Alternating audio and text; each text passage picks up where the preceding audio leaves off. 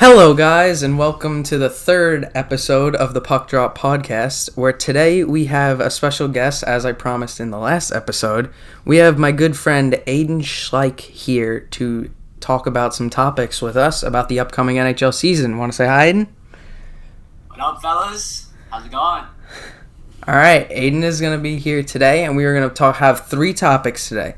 We're going to talk about transactions made in the NHL, just general transactions, because we know there's been some big ones going around.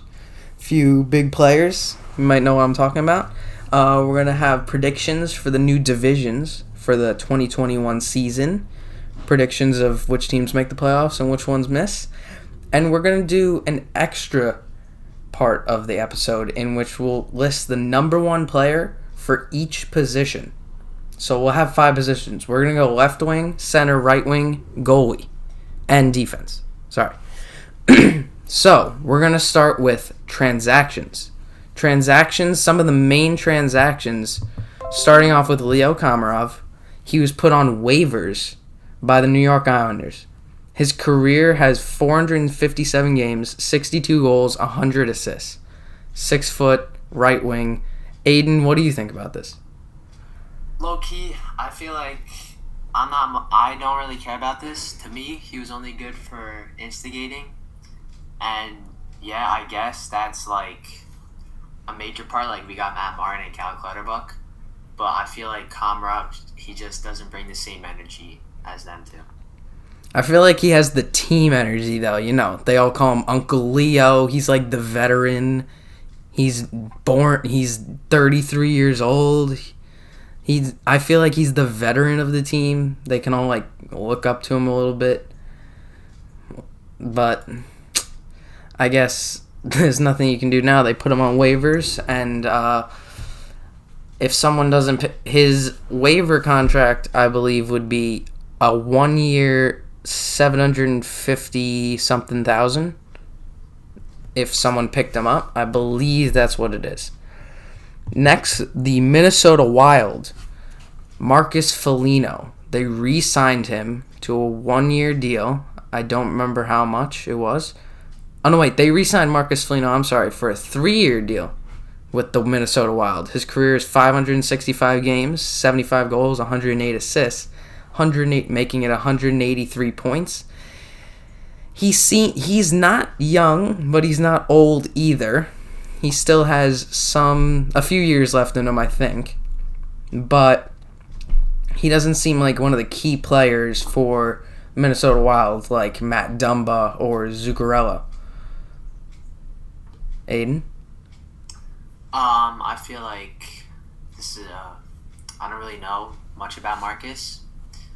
I mean, his stats are I feel like the Wild definitely could do the same without him if they didn't re-sign him, but yeah, it's just my thoughts. Yeah, I have the same opinion as you. I don't think he's the main component that they need, and I mean, he seems like a good pickup, like something they can use, because obviously the Wild right now aren't a guaranteed playoff team every year, unlike some teams in the league. They're not a guaranteed playoff team, but he seems like he could help them maybe push towards the playoffs. They obviously only got in last season because of the expansion of the playoffs with the extra teams, but they did not make it past the first round. They lost to the Vancouver Canucks. So maybe they'll have a little bit of better chance this season with only the top 4 teams, and the fact that they'll have new divisions with different teams playing against them. I'll tell you what I think about that later when we get to predictions. Now we have Travis Hamonic, former New York Islander, former Calgary Flame,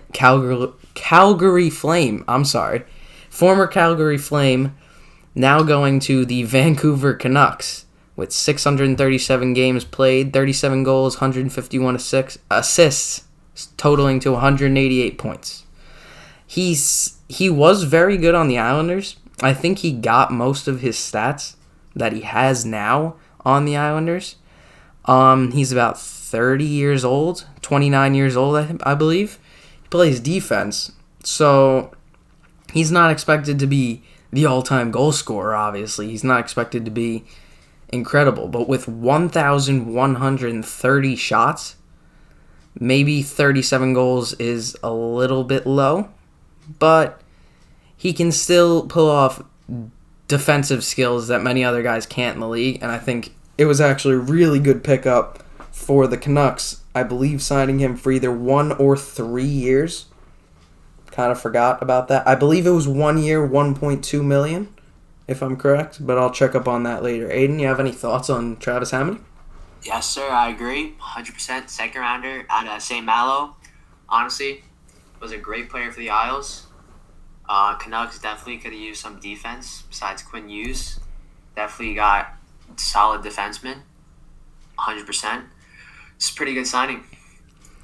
All right. Well, we have another New York Islander, Andy Green, and he's going to be staying with the Islanders. He is the former captain of the New Jersey Devils, and he is 38 years old, which is shocking for the Islanders to have signed him. They did only sign him 1 year and about $700,000. His career is 933 games played, 49 goals, 200 assists, totaling to 249 points. And he has 71 career playoff games. That's a really good amount of playoff games. Even though 38 years old, he played with the Devils. They obviously didn't make the playoffs as much in the recent years. But 71 playoff games gives him a lot of playoff experience like he had last season. I think this is a good veteran pickup for the Islanders. Aidan? Yeah, Andy Green, he did really good last year in the playoffs. I liked his leadership. Always the last guy on the ice to shake hands after the period's end. Great leader on the ice and off, honestly. I'm glad we re-signed him. But I mean, I think he's gonna retire soon, honestly. But I mean, I'll take Andy Green. That could be a reason that they only signed him for 1 year and $700K. They know he doesn't have much time left. I know it sounds a little bit morbid, but he doesn't have much time left in the NHL. At least I won't go further than that. Another one we have from the Florida Panthers, moving to the St. Louis Blues, Mike Hoffman, who in episode 1 of the Puck Drop podcast I talked about was a dirty player. He had dirty hits on people, and really he has really good stats. It's not the stats that are the problem. Obviously, he has incredible stats: 493 games, 172 goals, 187 assists for 359 points. That's really good stats at age 31, picked in the 5th round by Ottawa originally. But for Hoffman to be dirty on the ice with his hitting and this good of a player, I don't know if it was the best pickup that the Blues could have had, especially with all the moves they've been making. They lost Pietrangelo. They made O'Reilly the captain, which I might talk about later. They made O'Reilly the captain, and they lost Alex Pietrangelo, their old captain. He's a center. He's pretty decent. He has, I said, incredible stats. He only has 29 career playoff games. That's not great experience. If the Blues obviously have been in the playoffs the last few years, if they want to go somewhere, they need people with more playoff experience. I don't know if this was the best signing, but it wasn't terrible. They could have made it could have been worse. This was not bad by the Blues. Aidan? Yeah, Mike Hoffman, honestly, is a great goal scorer. Honestly, I wanted him to come to the Islanders, if I'm going to be honest. Agreed, dirty player. But honestly, he can shoot the puck, and that's something we need. But for the Blues, honestly, I feel like it's an okay signing. I mean, Vlad Tarasenko, he's really good, but he gets hurt sometimes, and I feel like Hoffman could take his place. Yeah, Hoffman. Well, no, I'm not saying that because Tarasenko is way better than Hoffman, but Hoffman can shoot the puck definitely. If he's on a breakaway or if he's got like a one-timer, he's probably making that shot. I saw him in the playoffs on the Panthers when he played the Isles. He cannot leave him open. Yes, he has 1,400 shots in his NHL career, totaling his playoff shots. His playoff shots only add up to 73 out of those 29 games, which is about 3 shots a game, a little bit less. So I'm thinking he's a really good signing, but the problem with Hoffman is that he doesn't have enough playoff experience for where the Blues want to go, and that's my only problem with him. He would have been a really good signing if he wasn't dirty, and he had a little bit more playoff experience. Even 50 games, 29 is not enough. That's not enough. And that includes the games from this past season where they wouldn't have made it in if... And they technically didn't even make the playoffs. That was the qualifying round to get into the playoffs. So he doesn't have enough playoff experience for me. He's not a good sign by the Blues. Now, Derek Brassard, another player leaving the Islanders with a total of 852 games played, 186 goals, 297 assists, 33 years old. Coyotes pick him up, which was shocking because he actually said the Coyotes were not one of the teams that were extremely interested in him in the very beginning. 1,700 shots, 186 goals. That's pretty good. That's almost a goal 1 in every 10 shots, I believe. I might be doing that math wrong. But almost a goal 1 every 10 shots. He was a first-round pick, 6th overall by the Blue Jackets originally. I'm so sad the Islanders lost him because this is an amazing pickup by the Coyotes. And I think Aidan, even though he's an Islander fan, he's probably going to say that the Coyotes made an excellent pickup with Brassard. Yeah, Brassard, great playoff experience. You know, he made some nice plays in the Isles in the playoffs last year. Honestly, Brassard, he was really good on the Rangers, and then we got Brassard. When we first signed him, I was skeptical. I was like, I know this guy's pretty old. But then once we made the playoffs, he's great playoff experience, another great veteran. Definitely one of the urge on retiring soon. But it's a good veteran pickup by the Coyotes. Only 5 years younger than Andy Green at age 33. He also, as Aidan was saying, great playoff experience. 117 games, including almost 15 games in this past postseason. That's really good playoff experience for even a man of his age. And he's been on so many different teams. Coyotes, Blue Jackets, Rangers, Islanders. And he's just a really good pickup by the Coyotes. And I'm really sad that the Islanders gave him up and lost him. I mean, they didn't give him up. But I'm really sad they didn't re-sign him before another team got to him like the Coyotes did. Now we're going to move into the 2 biggest signings of this offseason as of recent. Obviously, there's been bigger ones in the past with some other players. There's been Anthony Duclair, which I don't have many stats on, but Anthony Duclair did go to the Florida Panthers, which after the Panthers losing Hoffman, Duclair is a really good pickup by the Panthers. After they lose Hoffman and then they get back another great, not veteran, but another great player, Anthony Duclair.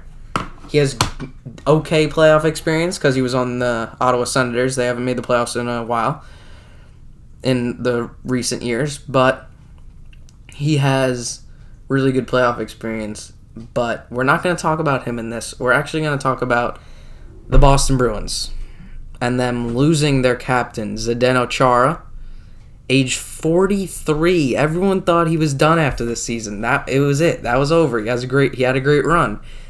This defensive beast at 6'9", 250 has 1,553 games played in his NHL career with 205 goals, 451 assists, 656 points. For 1,500 games, obviously not that good, but he's also a defenseman. And he has 600 points his assists almost doubling his goals.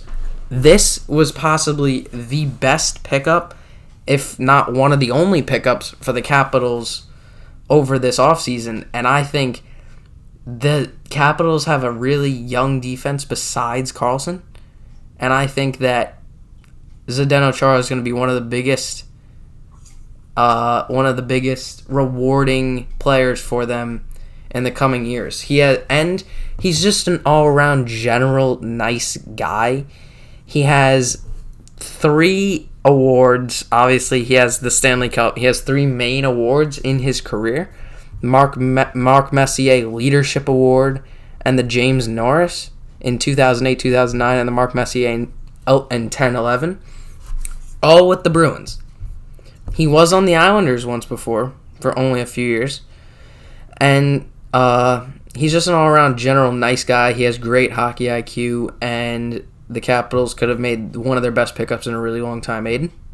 Oh, yeah, I agree. Zdeno Chara, I was shocked when I first heard Zdeno Chara got to the Caps. I did not like that, to be honest, even though the Bruins are also in our division. Just a rivalry. Rivalry. Yep. Between Niles, I mean, I feel like that's a great pickup and great leader, as you said. Definitely all respected guy around the league, honestly. Great fighter, great sticking up for his teammates, all around great dude. That's a great signing. And obviously he was the captain of the Bruins, which, Aidan, do you think you can tell everyone who the new captain of the Bruins is if they haven't heard? New captain is Patrice Bergeron. Yes, it is. But if you didn't know, there is a video originally where the captain was supposed to become Brad Marchand. But Brad Marchand gave up the role and handed it over to Bergeron, making Bergeron the captain. I don't know why. I don't know if he knew and this was planned. I don't really know what happened or what was going through his mind, but that's just nice. And it's not even that it's just nice, it's the fact that he did it, and it's such a big title. Everyone knows who the captain of the team is, especially when you're the Bruins and you're that storied of a franchise. But it's a really good story. You could probably look it up. I could put the link in the description to that if you want, and you guys can watch it. I'll try and find it. If I can't, sorry. But we're going to move on to our last one. And to me and Aidan, this is possibly the most important recent transaction by the New York Islanders. And I think everyone listening to this knows what I'm talking about. Aidan, I'm going to let you start this one off because I think you know what you want to say about our good friend over here going back to the Isles. Baby. Matty Barzal. I low-key got scared for a bit. We waited way too long to sign him. 3 years, $21 million, $7 million a year. That is some pretty good money for an all-star and a superstar. Obviously, best player on the Isles, in my opinion. Definitely insane dribbling with the puck. Speed demon. Has some nasty has some nasty handles on the breakaway. Definitely great signing. Hopefully we can definitely re-sign him to a long term after this contract is up. And hopefully we can build around him. His career, obviously, pretty short so far. He's only 23 years of age, 6 foot, 187, center position, 234 games played by Matt Barzal with 59 goals, 148 assists. And this playmaker has a total of 207 points, in 234 games. Almost really close to a point per game.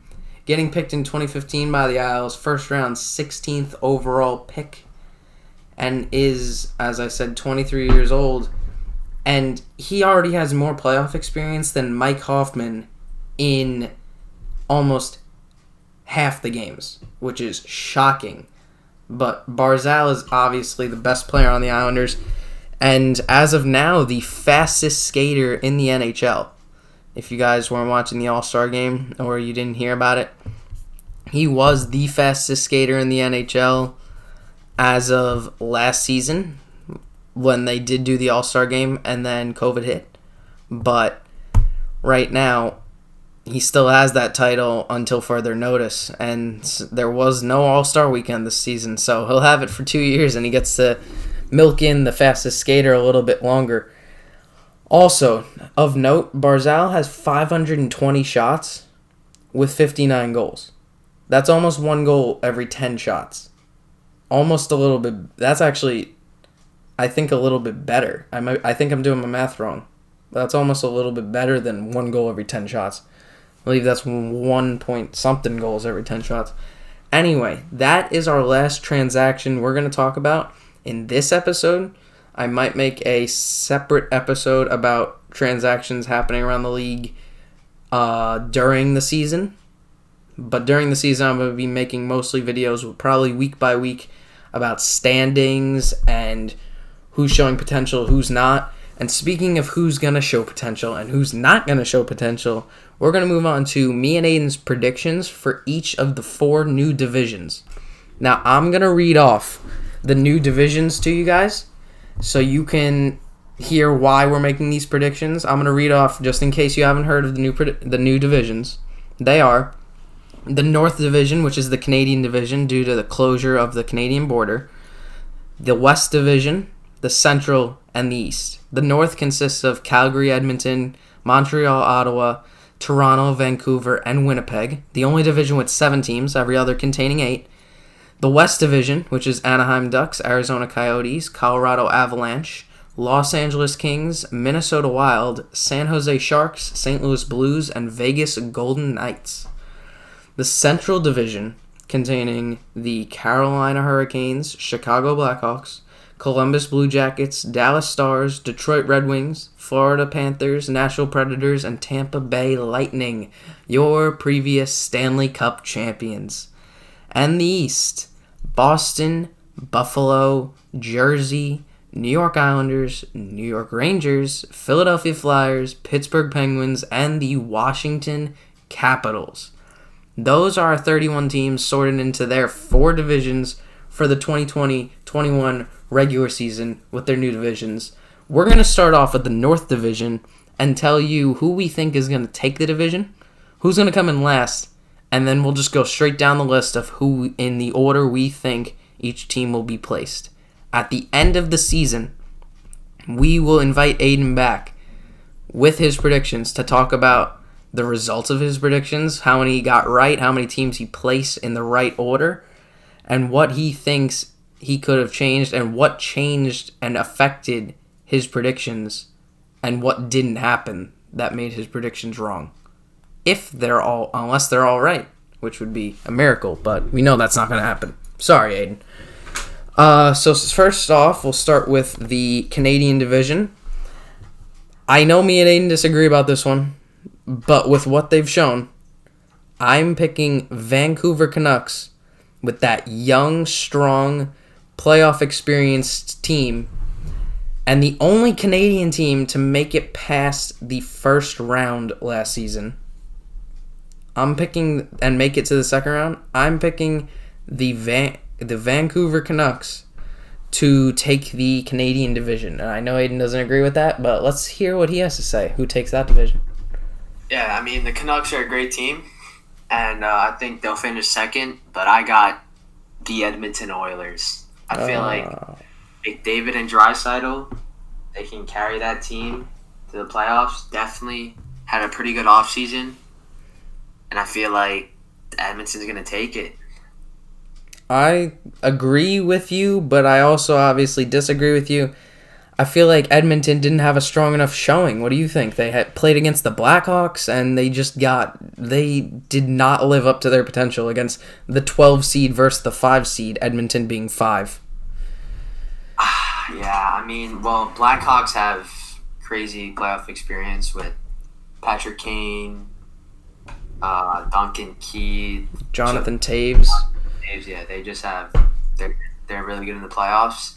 I feel like Edmonton's that young team, and they gotta definitely build on but they got debatably the two best players in the league, Draisaitl and McDavid. I mean, As of now, the best players in the league. The 1 and 3 players ranked by NHL analysts. yeah. And just by note, the team of the year by the NHL, Leon Draisaitl, was named number 1 center. Yeah, and the synergy between McDavid and Draisaitl is just incredible. It doesn't matter where they are on the ice. They'll flip it and it'll land right on his stick. It doesn't even make sense to me how you can just naturally be that like talented and connected with each other. Like, you know what each other's going to do. Yeah, they're ridiculous. All right. So, Aidan thinks Edmonton. I think Vancouver. We'll see how that turns out at the end of the season. But me and Aidan have 1 and 2 flip-flops because my order is Vancouver Canucks taking first, Edmonton Oilers in second, Toronto Maple Leafs coming in third place, and the Calgary Flames are going to come in fourth place and be the last team to make the playoffs. And the 3 teams making it out in order. Fifth place is going to be Winnipeg. Sixth place is going to be Montreal. I'm sorry, no. Fifth place is going to be Montreal. Sixth place is going to be Winnipeg. Seventh is going to be Ottawa Senators. I think everyone expects that. I'm not going to say anything yet. But Ottawa's obviously the weakest team in that division right now. Losing Duclair especially. Aidan, what's your order? Edmonton 1, Vancouver 2, Toronto 3. Man, I think I'm going to go Calgary 4, and then Montreal 5, Winnipeg 6, and Ottawa. So we have in the same order, the same 3 teams missing the playoffs. They are obviously the weakest teams. Winnipeg getting eliminated in the first round Winnipeg getting eliminated in the first round last season.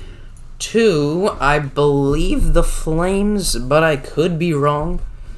I think I forgot, but I think it's the Flames that eliminated the Jets in 5 games in the qualifying round because Calgary,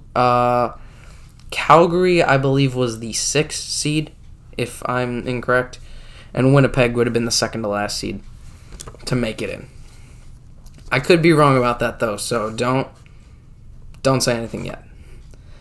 And now we're going to move on to the West Division, where I think there are really 6 out of 8 of these teams that actually have a chance, and 2 of them I'm not really sure about yet. And I think the strongest team as of last season, even though they did not make it as far as the second best team in this league, in the West Division, I see Colorado with Nathan MacKinnon, Gabriel Landeskog, their goalies. I'm sorry, I forgot their goalies. But with all their talent, and Cale Makar, especially the Calder winner this past season,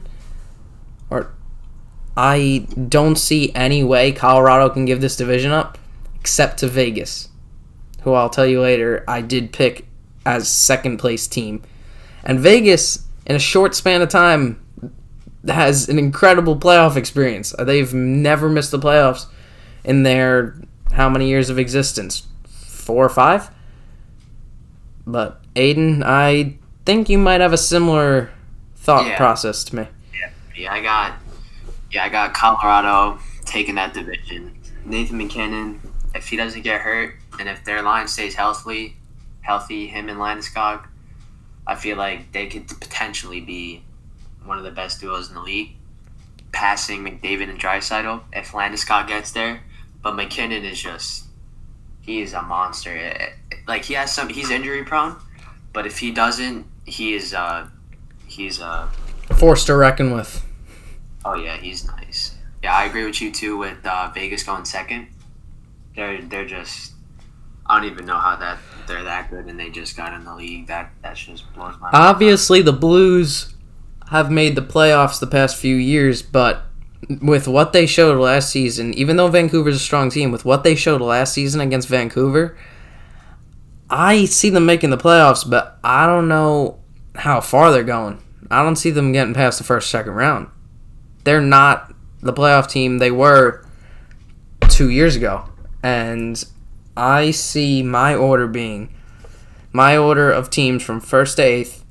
Colorado Avalanche taking the 1st seed in the division. Vegas Golden Knights taking 2nd. The St. Louis Blues are going to take 3rd place in the division. And the 4th place seed and the final team to make it in, which this is definitely going to cause some discrepancy, is going to be the Arizona Coyotes.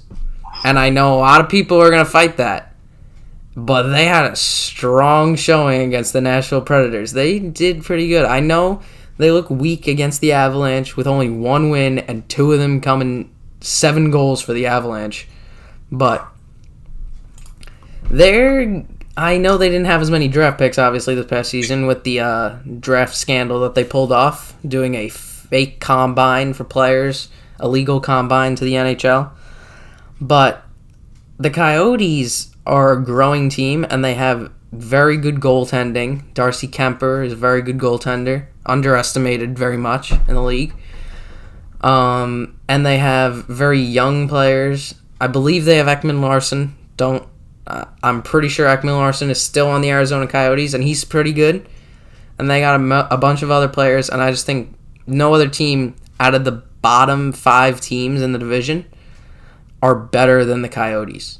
And then my 4 teams that are not making it in order are Minnesota Wild, San Jose Sharks, Los Angeles Kings, and the Anaheim Ducks are just not growing enough. They just don't have enough potential yet. And Aidan, I think you might have a similar idea to me, but I don't think you have the Coyotes coming in 4th. No, I do not. I have your top 3 exactly. I got Arizona 1. Arizona 1? Oh, no, Arizona. Sorry about that. I got Colorado 1. I got Vegas 2, St. Louis 3. I'm going with the Sharks. You're taking the Sharks making it in the playoffs, really? And then I got Arizona, and then Minnesota, and then Anaheim. Wait, you missed the Kings. Yeah. So I got. All right. So just go from top to bottom real quick. What's your order? So Colorado 1, Vegas 2, St. Louis 3, San Jose 4. I'm going with Arizona 5, Kings. I'm going Minnesota 6, and then I'm going Kings. Kings 7th and Ducks 8th? And Ducks 8th, yeah. I don't know if I want to put the Kings that low, but I mean, I know I obviously did the same thing, but I'm scared to put the Kings that low with Quentin Byfield. Yeah. They have that 2nd overall pick in every round. Yeah, I don't know, man. I mean, yeah, they're too young. They're growing, though. They still got Quick. He's a really good goalie. But this, all messed up season, COVID season, everything, I don't know.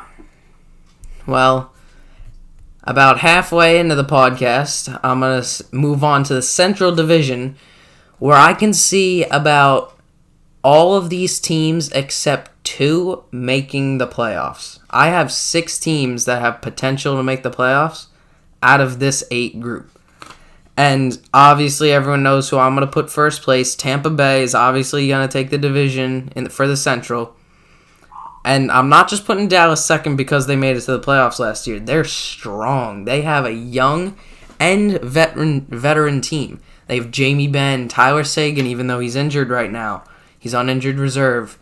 They have Heiskanen. They have all these really amazing players. They have Anton Hudobin, which is like a beast in net, and he is not going home, as he stated in the what he said after Game 4 of the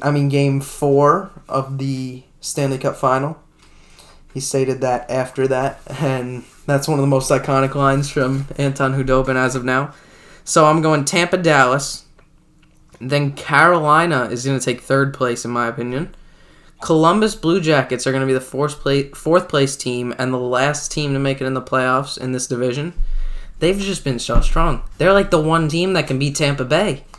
They're the one team that can beat Tampa, and they have a few playoff wins. Their first of many playoff wins. They got their first playoff win against Tampa Bay a few years ago, with Tampa being the 1 seed, and they got swept by the Columbus Blue Jackets. Sorry to you Tampa fans. I know you're going to be a little bit upset with that, me bringing that back up. No, it's a nightmare for you guys still to this day, even though you won. And the 4 teams not making are obvious, but maybe not in an obvious order. Nashville Predators are taking 5th place. Chicago Blackhawks 6th. Florida Panthers 7th, and with what the Red Wings showed last year, I have to put the Red Wings in 8th. They might get a little bit better, maybe take 7th or 6th, but right now, Detroit's taking 8. I can't see them going far this year, or even making it anywhere up the standings. Yeah. I'm going to agree with that. But, I mean, I don't know about the line. I feel like they're still going to go 1, but they took a real tough injury with Nikita Kucherov. Oh, I almost forgot about that. Yes, Kucherov is going to be out for most, if not all, the regular season. And for some miracle of a reason, if they didn't make the postseason, they would be They wouldn't have Kucherov for the whole season. They might get him back for the postseason if they did make it, but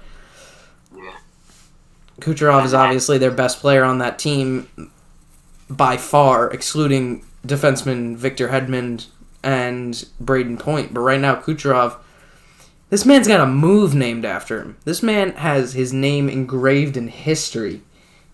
I can see him going to the Hall of Fame. That's how amazing he is. But, Aidan, you obviously said Tampa Bay first, so who do you think is going 2nd through 8th? Dallas 2nd. I mean, their team, yeah, as you said, not just because as they made the Stanley Cup last year, but they showed great potential. Hudobin, monster. Sagan and Jamie Benn, obviously. They're some good veterans. Definitely a team to look out for. Number 3, I also got Carolina. I mean, they have great young players in the league. I mean, Aho. Oh, I forgot the other dude, but... Svechnikov? Yes. Andrei Svechnikov, and he pulls off the Michigan first. That's and then, oh, yeah. the originator. Some pretty good playoff experience. And then 4th, I got... Yeah, I'm going to take the Blue Jackets. I mean, they are... So you got the same top 4 as me, but do you have the same bottom 4? I don't know. I definitely... They have great playoff. They are so good in the playoffs. I mean, what? They took Tampa to one of, the longest games in history, right? 5th overtime. Tampa Bay wins it by a Braden Point knuckle puck shot from the blue line. That is one of the longest games in history by far. I think I don't know how far off it was from the world record of longest NHL game, but yes, it was definitely up there in the top 5. Oh, yeah. Then 5th, I think you chose Blackhawks, right?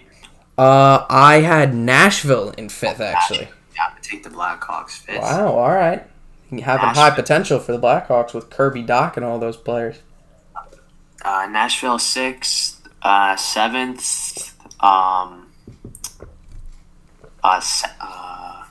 Who do you think you're going to take for 7th? I think I know what you're going to say, but... I definitely... All right. Is it the Red Wings or is it Florida? Oh, yeah. My bad. Yeah, Panthers 100%, and then Detroit. I mean, Detroit just... Obviously, they only had their, 17 wins last season? But they had some problems over there, obviously.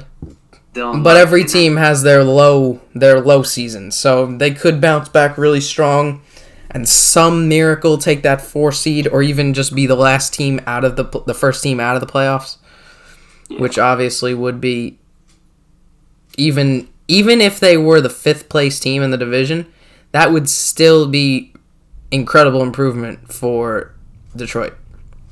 And now moving on to my favorite and Aidan's favorite division, the East Division, with the New York Islanders, the Flyers, Boston Bruins, Buffalo Sabres, New Jersey Devils, and Washington Capitals. I think I forgot Pittsburgh Penguins. Yeah. But just clarifying. And although I'm an Islanders fan, and it's going to seem like I'm biased I'm not putting them in first, but it's going to seem biased. But it's not.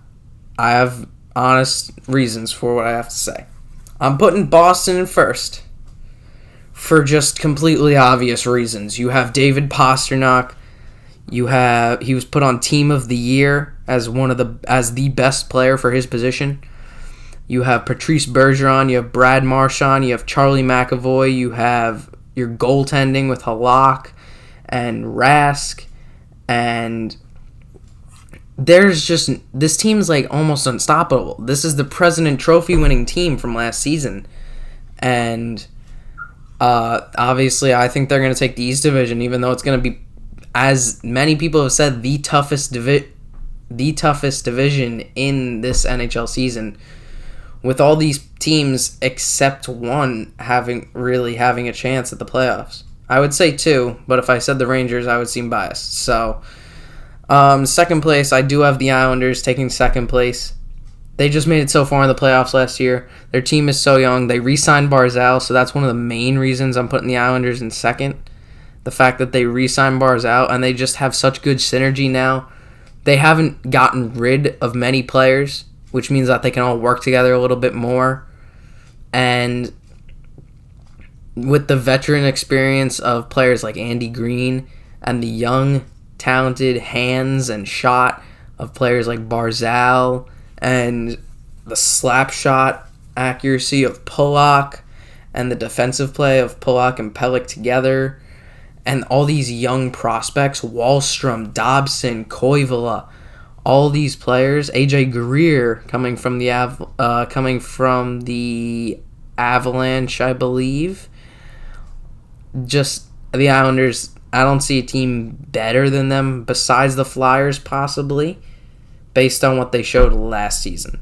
The Flyers could take second, but I'm going to stick with the Islanders second and actually put the Flyers in third and make the Capitals the last team to make it in. And I don't want to bet against Crosby, but really, he did nothing. He did not have a strong season last season. That was possibly one of his weaker seasons. I'm putting Pittsburgh in fifth, making the first team to miss the playoffs. And then the second team to miss the playoffs is going to be the Rangers. Obviously young and experienced.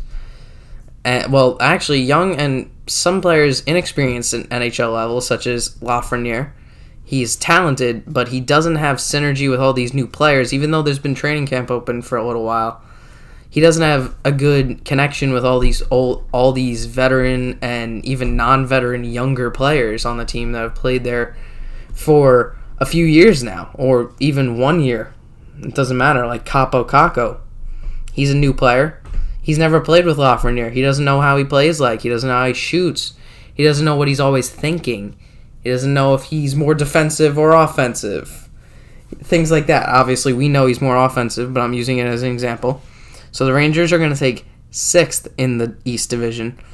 And then Buffalo Sabres are going to take seventh, and that's going to put the New Jersey Devils in eighth place, with just not enough growth.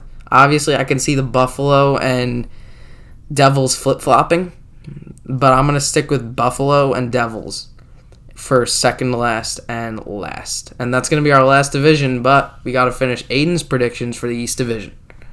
Yeah, I'm going to agree with Boston 1. I mean, they got some great players. Isles 2. I mean, yeah, again, it's probably going to sound biased, but I mean, we have, in my opinion, one of the best chemistry teams in the league. Then 3, 3 I'm going with the Flyers. Kevin Hayes, I mean, that dude is a monster with the Flyers. He has been doing almost everything. He's nice. Again, I mean, dirty player too, in my opinion, but he makes it up with what he does. That wrist shot accuracy is incredible. I mean, you saw it against the Islanders. He's pickpocketing corners with snipes and top left, top right, under the arm of the goalie, right through like this one little sliver of net you can see through the goalie. He has possibly the best accuracy in the East Division. Oh, yeah, I agree. And then 4, the last team making the playoffs, I got the Caps. You have the Caps too. Wow. I mean, hopefully not hopefully, but I mean, maybe they can get a good coach. Maybe this coach is not as bad as the other dude. I forgot the other dude, but he was. Wait, did he get fired? Yeah, yes, he did. He was the assistant coach to Barry Trotz before that. Yeah, I mean, he was. I forgot. Horrible coach. And then, I'm going to go low key, though. I got the Sabres with the pickup at Taylor Hall. I feel like he is definitely one. He's definitely a top 3 player on that team. And I feel like they might get a little boost after that. But I don't really see much. And then I got the Penguins. Oh, wait, who'd you say? You said Lafreniere. You said the Rangers in 6th? 5th, I mean? I got, Penguins, 5th, 6th. I got... Also, I just want to go back quick before you go on to the 6th position in your ranking. The former coach of the Capitals was Todd Reardon, who was the assistant coach under Trotz. And the new coach is Peter Laviolette, who was the coach of the Nashville Predators and was once the former coach of the Islanders. So back to Aidan with his 6th prediction after the Penguins coming in 5th. Man, I feel like the Rangers, they have a bright future, and I don't like that. With Panarin, definitely one of the best players in the league. Then Lafreniere, if he lives up to his hype, I feel like if he's not a Kako, in my opinion, is a bust. I mean, if he doesn't show up this season, oh man, that's rough. Kako has not shown the stats that the Rangers were expecting in the last year. It could be nerves, it could be COVID related, it could be anything, but obviously a lot of teams wanted him, and I don't think the same teams want him now. Yeah. And then, but I mean, Lafreniere, if he's becomes that superstar role that they need, I feel like the Rangers would have a good future, but I still got them 7th, and then 8th I got... no, wait, you have the Rangers 7th? You have the Rangers 6th?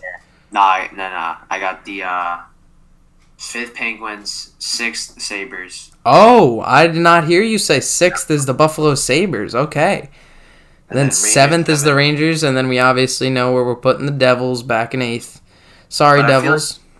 Honestly, I feel like the Rangers, they could maybe have a shot in the playoffs, maybe that 4th seed, but I don't know. They're not making it into a high seed of the playoffs, that's for sure.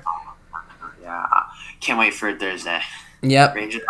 Rangers Islanders, 7 o'clock Thursday night, if you guys weren't aware, and also 7 o'clock Saturday night, Rangers Islanders again.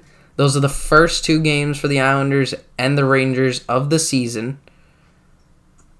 And that will not be on opening night, though. Opening night will be tomorrow night at 5:30, beginning with the Pittsburgh Penguins and the Philadelphia Flyers from the East Division.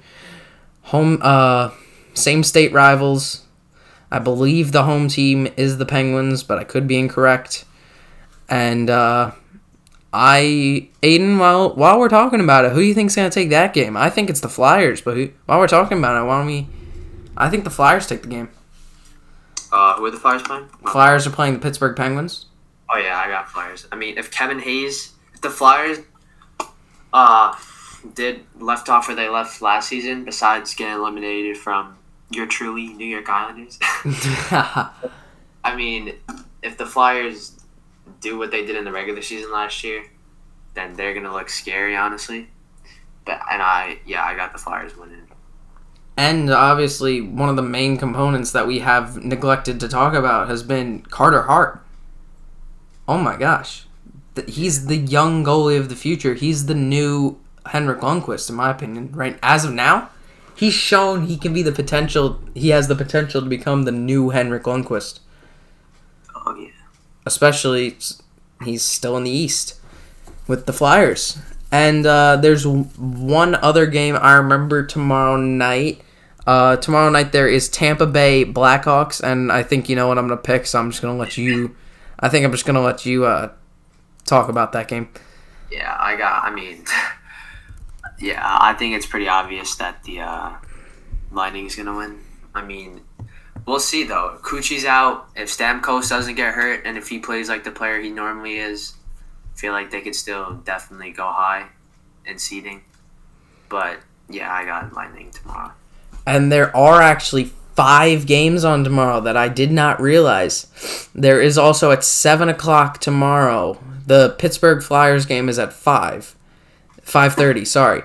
At 7 o'clock, we have Montreal-Toronto, and I'm going to pick Toronto in that one, even though Montreal is a strong team with what they've shown, with what they showed last season against the Penguins in the qualifying round. And they were able to push the Flyers to 6 games, making it a 4-2 series loss to the Flyers in the first round. That's still pretty good against the number 1 seeded team in the Eastern Conference after that round robin, where the Flyers were able to win all 3 games. And Aidan, what do you think? Who do you think, Toronto or Montreal? Yeah, I also got Toronto winning that. All right. I mean, Mitch Marner, honestly, is a beast in my opinion. He is definitely going to be one of the best players in the league soon. And now going... Oh, and we forgot to even mention Austin Matthews. I'm not even going to bring up Tavares. Tavares is Tavares. We don't talk about him as Islander fans. But then we already mentioned 8 o'clock is Chicago-Tampa Bay. We're going to pick Tampa Bay for that one. And now, me and Aiden's matchup. Vancouver-Edmonton is actually at 10 o'clock tomorrow night. And I'm going to pick Vancouver. And Aiden's probably going to pick Edmonton in that, I think. I got Edmonton, man. I mean, I'm calling it Draisaitl and McDavid. 1 goal apiece. Plus, maybe. Definitely. One of them almost guaranteed an assist. All right, you're guaranteeing pretty much a point for both of them at least, as long as they don't get shut out. Yep. All right. And our last game at 10:30 Eastern Time is going to be St. Louis, Colorado. And I'm going to take Colorado in that one. St. Louis is just not strong enough as of late to be able to beat Colorado, who we picked to win the division. And that being the West Division, I believe they are in. Yes, they're in the West Division. So, Aiden, I think you're going to agree, but I could be wrong. Yeah, for sure. You're picking Colorado too? Yeah. All right. And with that being said, there are games also on January 14th. There's 3 games in the Eastern Division, 2 games in the Canadian Division, 2 games in the Central Division. Yes, 2 games in the Central Division. I'm sorry. And there is 1 game in the West, another game in the West Division. Another game in the West Division and another game in the Central Division. There are a lot of games on January 14th, which is Thursday afternoon and night. Starting at 7 o'clock, there will be 3 games, all from the Eastern Division. 6 teams playing that night out of 8. The 2 teams off are going to be the Penguins and the Flyers because they played the night before. And that's going to be Washington, Buffalo, Boston, Jersey, which is the bottom and top teams playing each other as of me and Aiden's standings. And Islanders, Rangers at 7 o'clock on January 14th, Thursday the 14th. So we're hoping. I might make, probably this weekend, I'll make first impressions about each of their first games for each team in the league. And hopefully maybe Aiden can be back on that one. But we do have one more topic before we end this episode, and that is the number 1 player in each position. Just number 1 player and why. We're going to have center, wing, defense, and goalie. We're only going to do 4 positions. And I'm going to start off with goalie, actually. And goalie's going to be really hard for me because I have like 5 goalies in mind. But I'm between 2 right now. I have 5 goalies that come to my head when I think possible best goalie. I have 3 in my head, actually. It's either Connor Hellebuck, Carter Hart, or Andrei Vasilevsky. And I'm going to have to go with Andrei Vasilevsky for that. He's just lights out when it comes up to tight positions, and important games, important parts of games, and he was obviously on the championship-winning Tampa Bay Lightning last season, but he was also on the 4-0 loss to the 4-0 series loss to the Columbus Blue Jackets team a few years ago. So, but even with that, he is still probably the best goalie in the league as of now. Aidan? Oh yeah, I also got Vasilevsky, best goalie. But also, they have probably the best team in the league, and I feel like that definitely plays a factor. They have a great defense, a great offense. Like, they're not lacking one position. I mean, I don't think I can name one bad player on the Lightning. They have a just tremendous team. But again, Vasilevsky, he makes some great plays. The only bad player I can name possibly is Alex Killorn, but if you want to know why, go check out episode 1 of the Puck Drop podcast after you watch this one. Or maybe you watched it already, and you know why I'm thinking that. But anyway, I'll go on to defense, because Aiden agreed with me on Vasilevsky for number 1 goalie. Defense, I hate to do it, but I'm going to have to go Lightning again, and Aiden, you want to announce his name in all its glory? I got Victor Hedman too. Also, I mean, that dude is just. He's almost like a forward and a defenseman in the same player, and he's just a beast. He's genetically known as by doctors an absolute unit. That's exactly what they call him, an absolute unit, and that's what he is. He's an absolute unit. Yeah. On offense, defense, fighting, he could even play goalie, I bet. He can take place of Vasilevsky as he can be backup goalie or something. That man's just, he can do whatever he wants whenever he wants to and never mess up what he wants to do. Yeah, I mean, and we only 6'6" in a defenseman body, but he plays 229, 6'6". I mean, that's just ridiculous. What are his career stats? Let me check. Because I know he definitely has a lot of games played, maybe not as much as Chara, but those are crazy. Yeah, so he's got 762 games played, 105 goals, 368 assists, leading him to 473 points. He has 1,533 shots.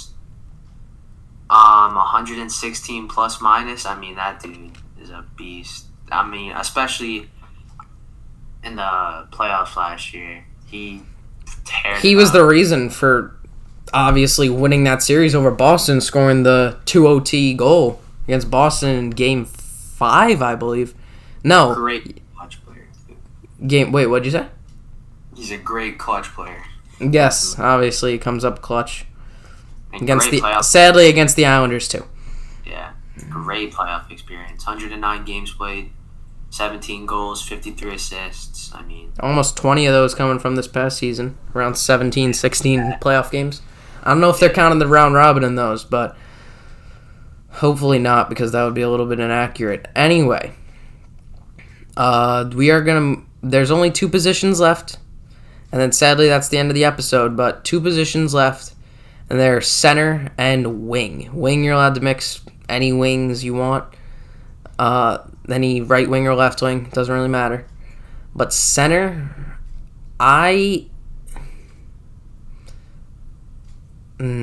center's really hard because there's all the best players almost are in the center position. And I'm honestly going to have to go with Leon Draisaitl as the number 1 center in the league. He has, I think, the best face-off percentage in the league. He has a lot of shots, a lot of goals, a lot of assists, a lot of points. Plus minus is incredible. He's just an all-around great player on defense, but mainly on offense, which is what he should be as the center. And I don't remember if he's assistant captain, but he's the assistant captain? All right, as the assistant captain to McDavid and almost like McDavid's wingman, he should be one of the best players on that team, if not the best in the league in his position of center. Aiden? I'm going to have to disagree with you that. And I'm gonna have to go McDavid. I mean, that dude has just been tearing Wow. it this season. He has 3 games with 100+ points. He's been in the league 3 seasons with 100+ points. First pick. I mean, this season he almost had it. He was 3 points off. He had 97 points this season, really. Yeah. 2017 through 2019, 2 seasons. He had 41 goals each, 116 points in 2018, 2019, and then 2017 and 2018 he had 108. I mean, that dude is a monster. He is gonna be special in the future. I mean, in the future, he's already special. He's already insane. Even like Hall of Fame type of numbers in the future. Honestly. Well, we obviously know this man is probably going in the Hall of Fame. He's got his name etched in stone, pretty much. For sure, yeah. Best player in the league, in my opinion. I mean, it's sad that he's on a pretty bad team. But Oilers, he's on a bad team? Yeah, honestly. Well, they had to build around him. Besides Draisaitl, like this year has been really like last year has been pretty much their only good year. And then, but the years before that, I mean, they were nowhere near what they are now because they literally only had McDavid. And then Draisaitl came along, or he stepped it up. And then, because like that first line is really their main vocal point. And then their defense, Nurse. That's like the only defensive player I can really name. Then switching from goalies, I know they had they had Mike Smith. Yeah, they had Mike Smith. That Ranger dude. I think they had Talbot. I think that's his name. But yeah, now they did at one point. Yes. I feel like McDavid, if he gets put on, like, honestly, if he comes to the Islanders, bro, oh man. I would freak if he came to the Islanders. I would be so ecstatic. But I don't know when his contract's up. Aidan, you want to check on that for me when is Connor McDavid's contract up? Also, how much is it for? I'm a little bit curious about that. And while you're doing that, I'm going to name my number 1 wingman. And I'm going to get a lot of controversy about this because I'm going to get, he's too old. He doesn't, he's on a bad team. I'm going to get all this. But obviously, you know who I'm going with now. And that is Alex Ovechkin, the grade 8. Washington Capitals. Stanley Cup winner. Only one time, but practically 50 goals a season for that man. I'm going to check how many goals does Alex Ovechkin have and in how many games. Because he must possibly have the best goals per game average in all of hockey, maybe. Because not a lot of people can get 50 goals a year. A season. It's incredible. I don't know when his contract's up either, but I can check that. And Aidan seems like he found it, but let me just get this out real quick. Alex Ovechkin has 1,152 games played, 706 goals, 572 assists, 1,278 points, and he has 5,545 shots with a plus-minus of plus 82 and 719 penalty minutes. That's not terrible. 260 power play goals, and he has 482 power play points. I'm just naming all his stats because it's incredible. 4 shorthanded goals. He has 5 shorthanded points, 4 of them being goals, so obviously 1 assist. He has 110 game-winning goals. Overtime goals, only 23, which is actually kind of surprising. He does not have 1 overtime goal in the playoffs. That's incredible to think about. He doesn't have 1 overtime goal in the playoffs, 1 shorthanded goal in the playoffs, or 1 shorthanded point. Maybe because he's not with the best team. That could be it. But obviously that number 1 first overall pick in 2004 is just... He's obviously the grade 8, just one of the best. And he has an incredible history of awards. He has a Stanley Cup in 2017-18. He has the Calder Trophy in 2005-06. He has the Conn Smythe in 2017-18. for the MVP. He has the Hart Memorial 3 seasons, 7, 8, 8, 9, 12, 13.